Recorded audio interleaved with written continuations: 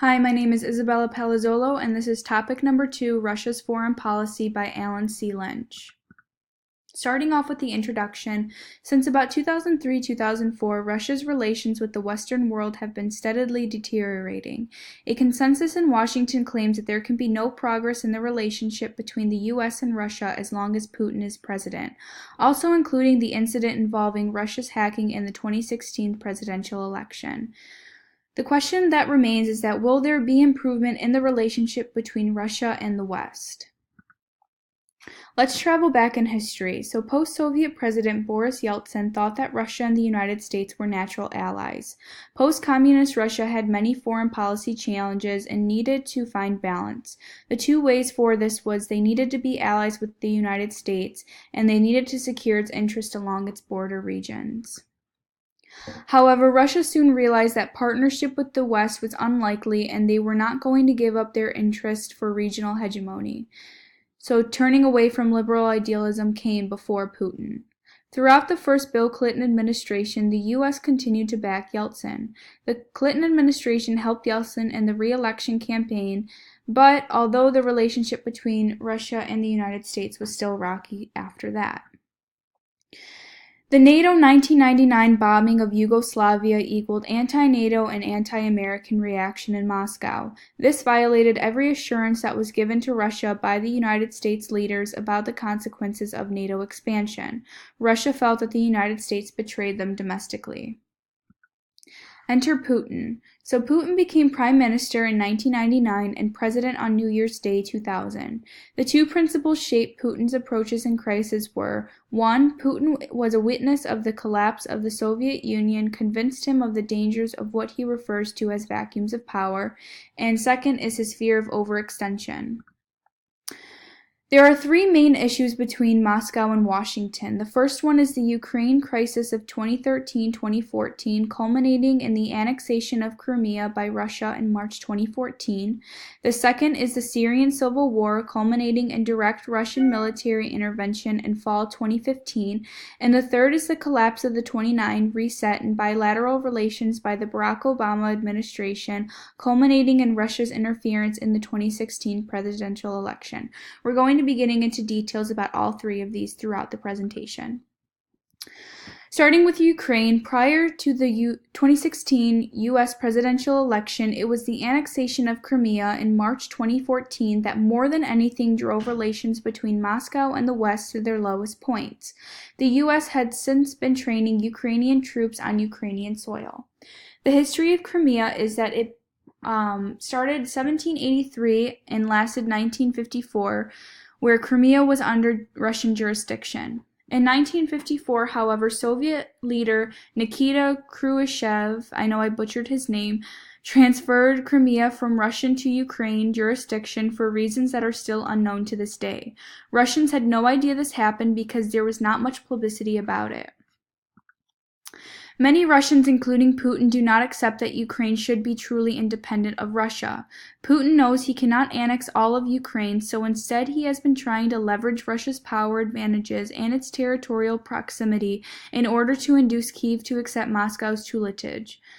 In November 2013, Yanukovych had a choice of choosing Russia or the West. He ended up accepting $15 billion in short-term Russian credits and a 30% discount for Russian deliveries of natural gas. This was not good, and this led to protests in Kyiv and western Ukraine. In February 2014, Putin agreed to cooperate with an international mediation effort to resolve Ukraine crisis, although Putin had failed again and Yanukovych's own party abandoned him, and Putin ordered the execution of contingency plans for the takeover of Crimea. Since 2014, Crimea has been absorbed into Russia, and Moscow had sustained a simmering stalemate in far eastern Ukraine. Putin had tried to signal the West throughout the crisis that Ukraine cannot be stabilized unless Russia agrees to it. So long as Russia retains the will to do so, it can ensure that Ukraine will remain weak, divided, unstable, and even ineligible for NATO membership. My question is this fair to Ukraine? Moving on to Russia's policy in Syria. Since the Syrian civil war that occurred in 2011, Russia and the US has opposed each other on nearly every issue involving this country. In simple terms, Russia supports Syrian dictator Bashar al-Assad, and the US does not support Bashar al-Assad. On September 30, 2015, Russian Air Force units intervened directly in the Syrian conflict, thus saving the Assad regime from imminent collapse and rendering impossible any diplomatic settlement that would not accord the Russian a central role. 3 reasons why Russia allied with Syria. It was Russia did this because their military bases are too close to Syria for them to ignore. The second is the security of Syria is connected to national security, internal and external. And third, Russia's commitment to the Syrian government. Russia, the Obama-Clinton reset, and the 2016 U.S. presidential election. The question remains to why Putin intervened with the 2016 presidential election by hacking servers belonging to the Democratic National Committee. An important note made was the FBI warned the DNC in 2015 that it was likely to be hacked before Trump became a plausible candidate and was ignored. Their motive was to embarrass Hillary Clinton, who was thought to have won the election. The U.S.-Russia reset, broadly an effort by President Obama to improve relations between the two countries, was based on the premise that the George W. Bush administration was seriously overextended U.S. foreign policy toward Russia, just as it had in the Middle East. In 2011, the relationship began to spiral downwards. First, the U.S. and its NATO allies, having secured Russian neutrality in the UNSC, passes a resolution that authorized the use of force in Libya for humanitarian protection. Within months, the government of Muammar Gaddafi was overthrown and the dictator was killed himself. Putin concluded that Washington had simply lied to Moscow. Second, in December of 2011, Russian parliamentary elections took place amidst a months-long decline in Putin's popularity. These were obviously manipulated by Putin's administration to give his United Russia Party a much larger margin of victory than seemed plausible.